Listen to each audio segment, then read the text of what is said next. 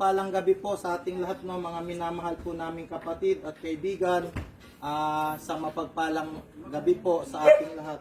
Kung mapapansin nyo po, meron po ditong mga santo, mga ribulto na nandito po sa labas, sa may kalsada. Meron po akong kaibigan na siya po mismo ang kusang nag-message sa akin. At sabi niya, Pastor, baka pwede pakikuha mo po itong mga santong ito, mga Diyos-Diyosan sa bahay namin kasi gusto raw po nilang isurrender.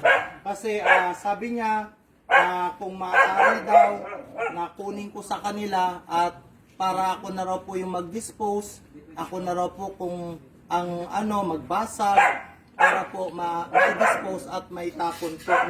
Siya po yung nagkusang nag-message sa akin at nagsabi na kunin ko ito sa kanila para po basagin, no? So, bilang respeto din po sa inyo, sabi nyo po, no, hindi po namin to gagawin para po kayo ay ipahiya.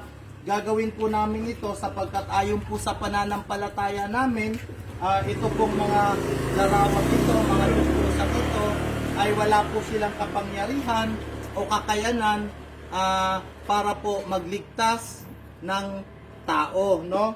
Kasi meron pong nakasulat sa Biblia na sinasabi, meron daw po silang mga mata pero hindi nakakakita, merong tenga pero hindi nakakarinig, may ilong hindi nakakaamoy, may mga paa pero hindi naihahakbang. So ang sabi, itong mga ganito raw po ayon sa Biblia ay walang magagawang mabuti at wala rin pong magagawang masama para po sa atin. Ulitin ko lang po, yung kasama ko, yung kaibigan ko, siya po mismo yung nagsabi na isusurrender niya na po ito, sila po yung nagkusa para po basagin at i-dispose na rin po. Kasi po, sila po ay nabuksan na at naunawaan po nila kung ano po ang nakasulat sa Biblia. So, yun lamang po at tingnan nyo po,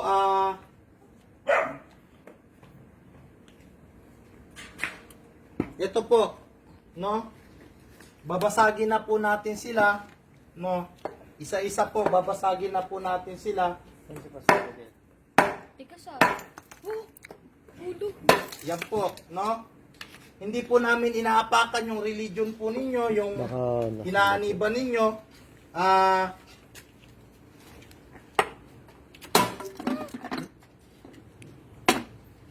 Maglapot yung ulo ng tatay. Yan po.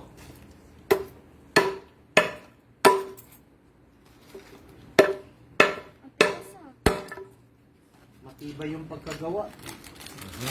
Naka-plastic pa.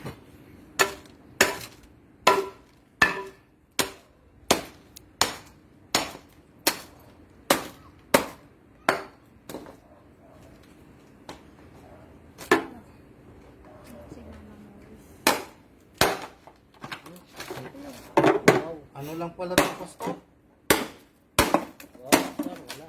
Plastic lang pala.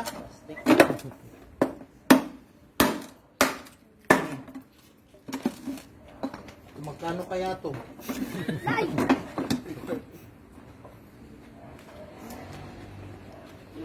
Ala! Spirit of religion was a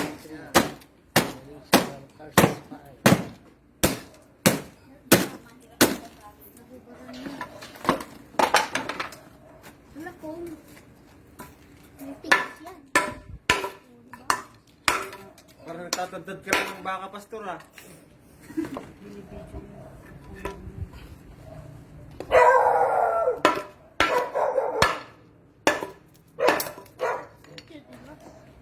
Mabigat, solid.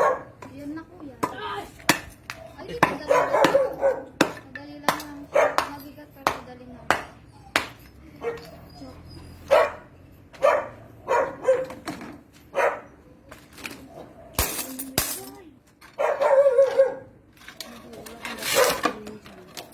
Tunugin na lang yan. Surrender. Isasama ko. Gamitin. Huwag natin basahin yung salamin. Ito na.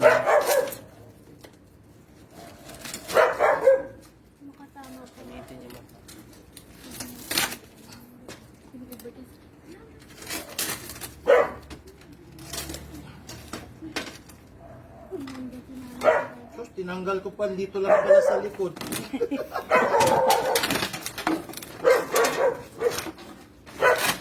Maganda sa mga space na masinunod yun. Yan. Pabuli yan. Wala, may pangkaskas kayo? Open mo lang yan, pastor. Open mo. Sagi. Yan. Maingay. Sige. Sabi nila, uy, may Kahoy yun. Wala pastor, eh. Kailangan pa ng pastora.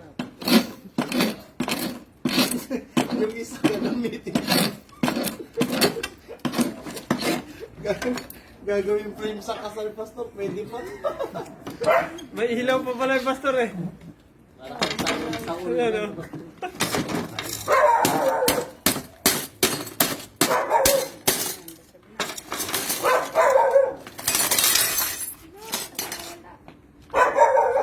Sabi nila, wala na nangyayari doon.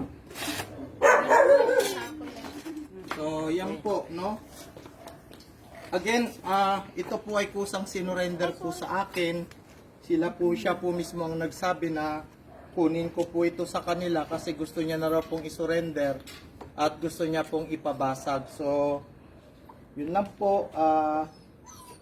Salamat sa Panginoon na naliwanagan po siya, no? Na sa katulad ng binanggit ko po kanina, sabi sa Biblia, sabi sa Isaiah 42, yung nakasulat po sa Isaiah 42:8, sabi doon na hindi ibibigay ng Diyos ang kanyang karangalan sa kahit kanino paman. So salamat sa Panginoon.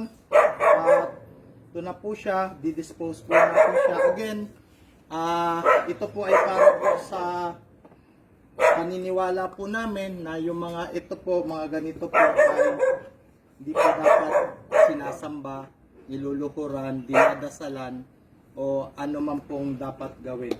So, yun lamang po. To God be all the glory. God bless po sa inyong lahat, sa ating lahat po.